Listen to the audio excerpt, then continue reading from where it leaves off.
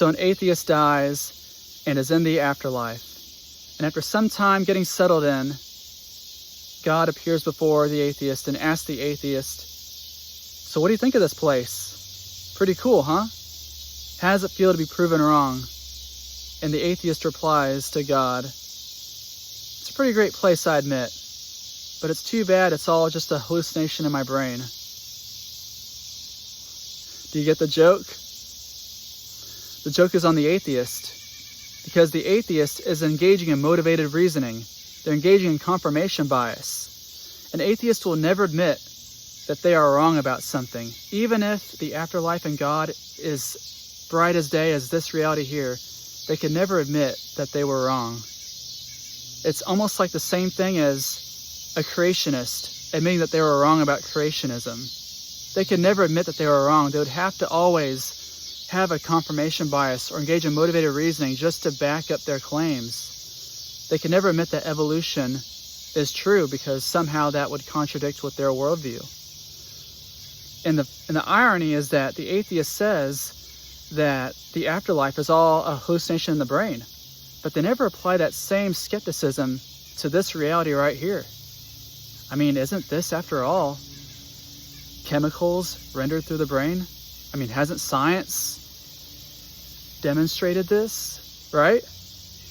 But the atheist doesn't see this as a hallucination. They see this reality here as more real than any afterlife.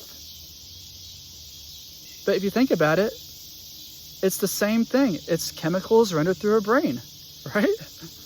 I mean, this is obvious stuff. And the issue is that even though that I say this, the atheist still treats this reality as real. They think their friends and their family are real. If their mom is on their deathbed, they don't question whether that's a hallucination. They don't question whether that's just chemicals occurring in their brain. They actually think it's, in that situation, that it could be more than chemicals in the brain. Because after all, if it's just chemicals in the brain, then how would you even know that what you're experiencing is actually what's there? See what I mean? How would you actually know that anything you're perceiving is real, since it could just be could just be different chemicals and hallucinogens in your brain? After all, how can you tell the difference between your dream world and your real world? And the issue is that when you're in your dreams, you can't always tell. In the same way that right now, you probably can't tell if this is real or if this is a dream or not.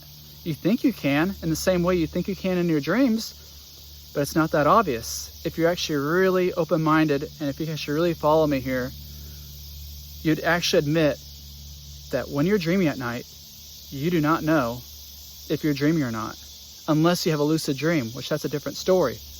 But you don't have those every day. There's some times where you dream at night where you take everything for granted, same way we do here. So the point of this is for you to get to question your assumptions about reality. Because as an atheist, you are engaging in this motivated reasoning to defend your worldview. And yes, I call it a worldview. Atheism is not just the lack of belief, because if it was, then you wouldn't be so easy to reject spiritual experiences of any kind. A true lack of belief means that you suspend your judgment, which means you don't confirm or reject something. You don't actually make any stance either way. You just say, I don't believe in it until I have good reason to believe in it.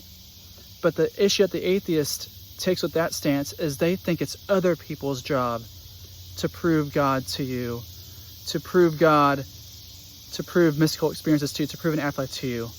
But the thing is, that's not how reality works, because you already assume that those other people know what they're talking about. You already assume that they are real.